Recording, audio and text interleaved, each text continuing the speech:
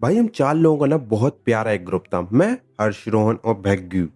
भाई हर्ष सीधा साधा, रोहन चूतिया, भैग्यू हमारे ग्रुप का सबसे हरामी लौंडा था। सबसे हरामी भाई, ये इतना हरामी था कभी कभी इसका बाप मानने से इनकार कर देता कि ये मेरी औलाद है। नहीं, मैं तो सो गया था उस दिन, कोई और की औलाद है ये। भाई हमको इनको यकीन दिलाना पड़ रहा था, अंकल इसकी शक्ल देखो, ये वो आपके अलावा और कोई पैदा कर ही नहीं सकता। भाई वो अजीब था, अजूबा था, अजूबा। भाई ये बंदा ना कहीं से फोन में गंदी गंदी वीडियोस डलवा के लाता था, क्योंकि ताकि ये हमें दिखा सके। और भाई ये लाता था चेहरे ब्लर वाली वीडियोस। वो वीडियोस नहीं होती जिसमें चेहरा ब्लर होता था एक्टर और एक्ट्रेस का, वो वाली वीडियो से लाता था, क्योंकि वो इन्हें 10 रुपए सस्ती मिलती थी। भाई ये बंदा वो वीडियोस लाता, और हम जब इससे कहते कि भाई क्लियर चेहरे वाली ले आया कर, तो कहता है कि भाई चेहरे का क्या करोगे, जो देखना वो तो दिख ही रहा है ना। और फिर भाई हम भी ये सोचते थे कि भाई जो देखना वो तो दिख ही रहा है ना, क्योंकि चूतिए तो हम भी थे। भाई फिर एक दिन क्या हुआ ना, कि इसके बाप ने वो सारी वीडियोस देख ली, और क्योंकि मैं इसका दोस्त हूँ तो इसने वो सारी वीडियोस मेरे नाम के फोल्डर में रख रखी थी।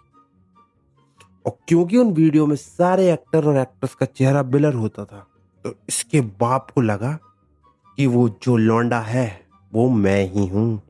भाई वो दूसरे दिन मेरे पास आ गया, कहता सुन सुन, इधर आ, इधर आ, इधर। मैंने कहा, जी अंकल बोलिए। इतना सीधा कैसे होता है, मुझे भी तो कुछ टिप्स दे। मैंने कि अंकल क्या कह रहा हूँ, यार सीधा कैसे करे, सीधा कुछ बता।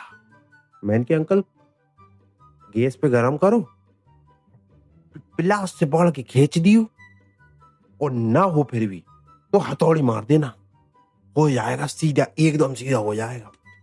भाई फिर दूसरे दिन अंकल को हॉस्पिटल में एडमिट करवाना पड़ा।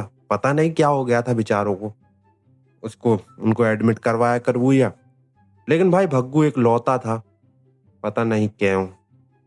फिर क्या हुआ ना कि उसके कुछ समय बाद भग्गू के बाप को लगा ये 4 3 गलीच हैं, ये तीनों ही हैं जिसकी वजह से उनके खानदान का चिराग आगे नहीं बढ़ पा रहा, नहीं तो वो इस समय इसरो में होता। उनका मानना ये था, उन्हीं का मानना था कि हम तीनों की वजह से उनके जो कुल का जो दीपक है वो बिल्कुल भभकते हुए जल नहीं पा रहा है, वो हमारी वजह से। नहीं तो उनके दीपक में तो बहुत पोटेंशियल है आगे बढ़ने का, लेकिन वो हमारी वजह से आगे नहीं बढ़ पा। तो भाई इन्होंने फैसला लिया कि इसे हम भेजेंगे पढ़ने के लिए बाहर। तो भाई उन्होंने फैसला लिया, भाई इस बंदे ने हाँ कर दिया, क्योंकि ये माल फूक के गया था और उनके हाथ में एक टॉफी थी। भाई इस चक्कर में इस बंदे ने हाँ कर दी। भाई दूसरे मुझे फोन करके कहता कि भाई सुन, अब तो फील्डिंग सेट है, कल जाना है, 5 बजे की बस है, ठीक है तू सबसे बोल दियो कि अब अगले जन्म में मुलाकात होगी। मैंने की सुन भोसड़ी के, तू मर नहीं रहा है, पहली बात, जा ही रहा है, 2 3 दिन में वापस आ जाएगा, मेरे को तेरे लक्षण मालूम है। मैंने कहा सबसे बोल देता हूँ, कोई दिक्कत नहीं है मेरे को। भाई मैंने सबको फोन कर दिया, हर्ष को भी, रोहन को भी। भाई हम सबको, एक हमारे एरिया में एक चौक था, हम वहां पे इकट्ठे होते, भाई को सी ऑफ करते और अपने अपने घर चले जाते। भाई मेरी मम्मी ने मुझसे कहा कि मैगी बन रही है, मैंने कहा 2 मिनट रुको। भग्गू को ठिकाने लगा कि अब भी आ रहा हूँ 2 मिनट में। भाई 2 ही मिनट है अब मेरे पास। मैं पहुंचा मैदान में, मैंने कहा जल्दी करो, क्या करना है, भगाओ इसको। भाई मैदान में मैं और भग्गू, भग्गू मेरे को देखता, मैं उसको देखता, वो मेरे को देखता, मैं उसको देखता। भाई इन दो चूतियों का पता नहीं कहाँ गए थे। मैंने हर्ष को फोन लगाया, मैं कि हर्ष कहाँ पे है, जल्दी आ जा। कहता भैया भाई के लिए चूड़ी और बिंदी ले। मैंने कहा साले चूड़ी और बिंदी का क्या करेगा, कह तूने ही तो बोला था भाई की विदाई करना है। मैंने कहा विदाई ऐसी नहीं करना, उसके बाप ने उसका एडमिशन बाहर करवा दिया है, तो हमें उसे सिर्फ छोड़ना है। कहता अच्छा तो ठीक है, आ रहा हूँ, जल्दी से आ रहा हूँ, जल्दी से आया हूँ। भाई फिर जैसे तैसे करके वो आया। भाई ये पता नहीं किस फील्ड में था, पता नहीं कैसे मूड में आया। भाई ये आया और ये उसके गले लग के रोने लगा, कहने लगा भाई तेरी बहुत याद आएगी, तो क्यों जा रहा है हमसे दूर, भाई हम 4 की जगह 3 रह जाएंगे, क्या करेंगे हम। भाई भग्गू भी पता नहीं उस दिन कौन सा माल फूक के आया था भाई, बिल्कुल ही अजीब अजीब बातें करता, बहुत ही अजीब अजीब। कहता भाई देख कभी कभी ना अपने परिवार के लिए छोटी छोटी कुर्बानी देनी पड़ती है, क्योंकि शायद उन लोगों को आपसे उम्मीदें होती हैं लेकिन आप उन पे खड़े नहीं उतर पाते, तो कभी कभी आपको उनका दिल रखने के लिए जो चीज आपके हित में नहीं होती उस पे भी हाँ करनी पड़ती है। कहते चूतिए तू चुप रह, मेरी बात सुन, जल्दी आइयो, अच्छे से रहियो। बात सुन, बाहर ना लौंडों को लौंडियों से ज्यादा जो गुड़ लौंडे होते हैं ना उनका शौक होता है, और तू क्योंकि चिकना है तो जरा संभल के ही रहियो। भाई इतने में आ गया रोहन भाई। रोहन भाई मुझसे कहता भाई सुन, इसका 375 रुपये लिखा है, मांग लूं क्या? मैंने की सुनो, चुप रहो दोनों। मैंने दोनों को चुप कराया। मैंने की सुनो पग्गू भाई, फिर मिलते हैं, जब भी आओ मिलना जरूर, चलते हैं हम। क्योंकि भाई मैगी ठंडी हो रही थी घर पे, मुझे उसकी टेंशन थी। भाई ये हर्ष ये बहुत हरामी है, ये भी उससे कम नहीं है। ये भी बोलने लगा भाई को हम यहीं छोड़ देंगे, ऐसा हो सकता है क्या? नहीं, हम भाई को छोड़ने जाएंगे कहाँ पे? बस स्टैंड तक, प्रॉपर भाई को छोड़ के आएंगे चाहे कुछ हो जाए।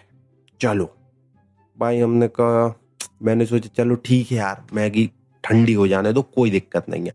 हम लोग गए बस स्टैंड। भाई अब हम खड़े हुए हैं बस ही आधे घंटे बाद, और भाई 4 लोग जाएं खड़े हो जाएं, वो भी गलीच, तो वो गलत ही बात करेंगे, कभी अच्छी बात तो कर ही नहीं सकते। तो हर्ष ने हबग्गू से बोला भेग्गी भाई तुझे हमारी वहां याद तो आएगी ना? भेग्गी भाई भी बोलते हाँ भाई आएगी तो शायद।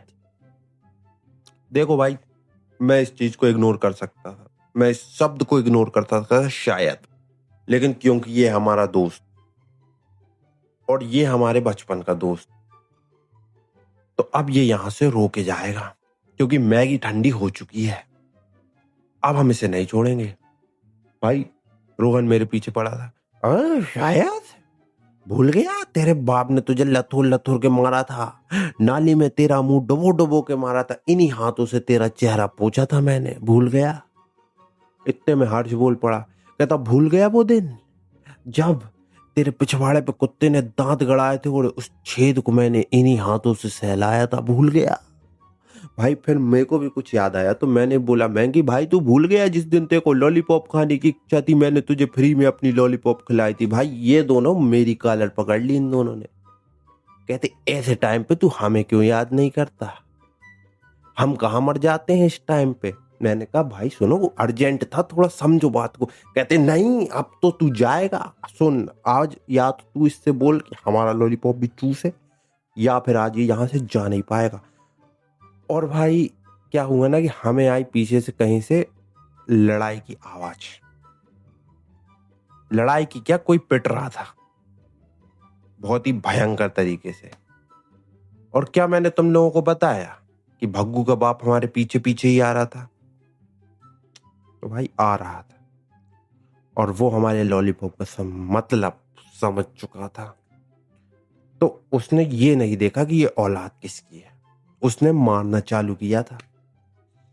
बहुत कंटा, बहुत ही प्यारे तरीके से मारा। मैंने की अरे वाह, मैगी ठंडी होने का भाई कुछ तो मिला, भाई कुछ तो देखने मिला ना, बढ़िया।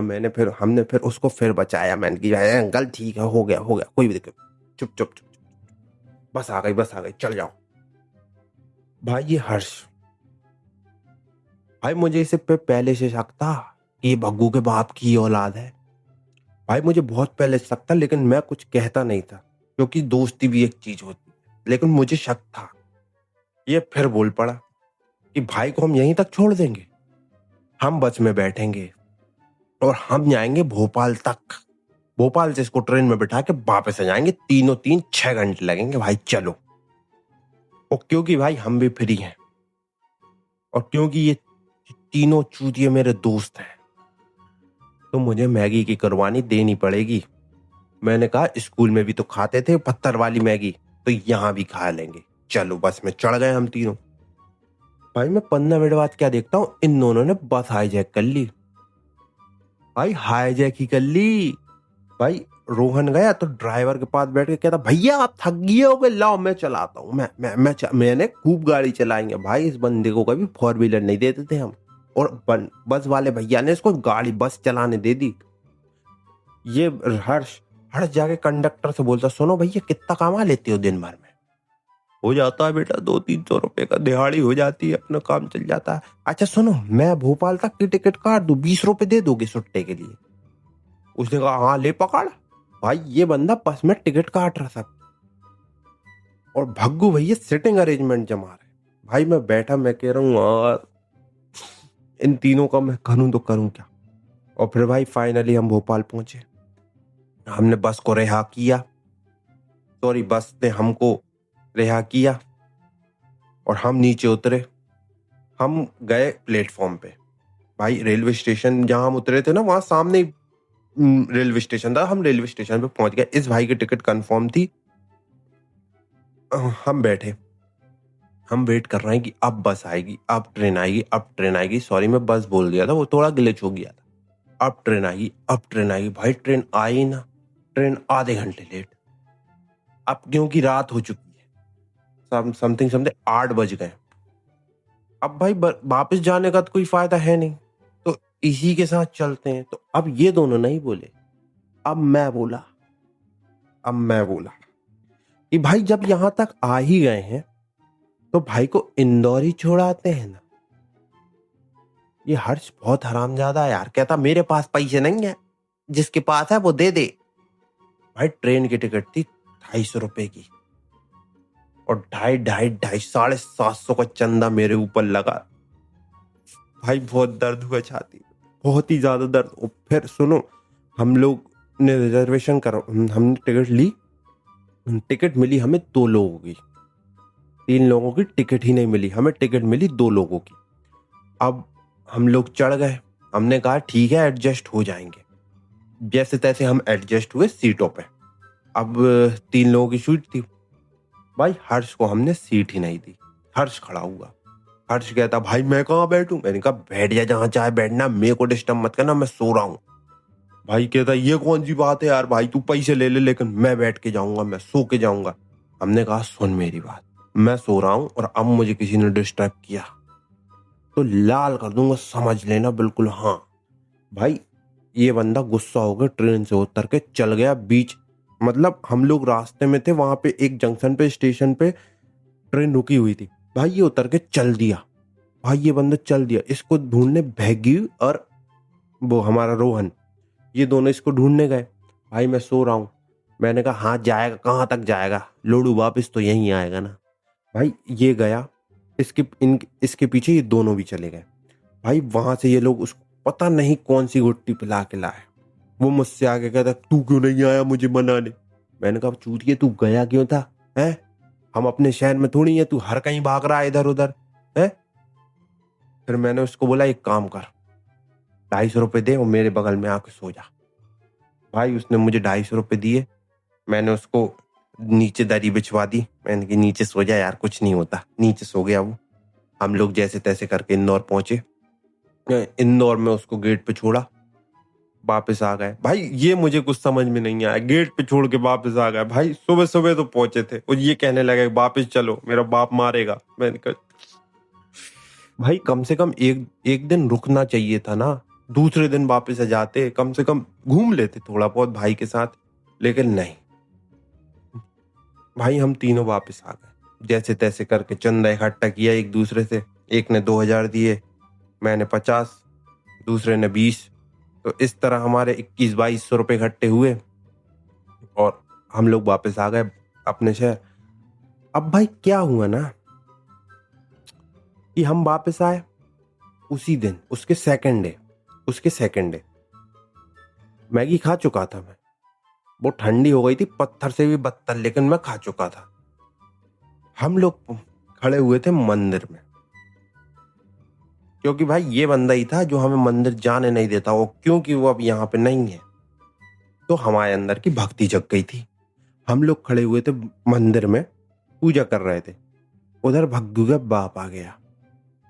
पहले तो उसने हमें देखा, हमने उसे देखा। भाई उस बंदे को मतलब उसने बस छाती पे हाथ रख ही लिया था हमें देख के।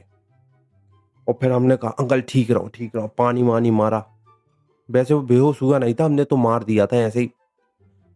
अब इनको ठीक किया। अब क्या हुआ ना कि गलती से ना हर्ष ने स्नैप खोल लिया और स्नैप पे आई हुई थी भग्गू की स्नैप। और क्योंकि अंकल हमारे जस्ट पीछे खड़े हुए थे तो वो देख रहे थे कि ये बंदा फोन में देख क्या रहा है। उसने भग्गू की स्नैप खोली, एक हाथ में बियर, दूसरे हाथ में सिगरेट। भाई फिर अंकल 2-3 दिन हॉस्पिटल में रहे, अभी अभी डिस्चार्ज हुए हैं और भग्गू भी वापस आ चुका है। हमारी जिंदगी पहले जैसी ही चल रही है, एक नंबर। अब हमने भी इधर उधर फालतू जगह जाना छोड़ दिया और अंकल की बातें सुनना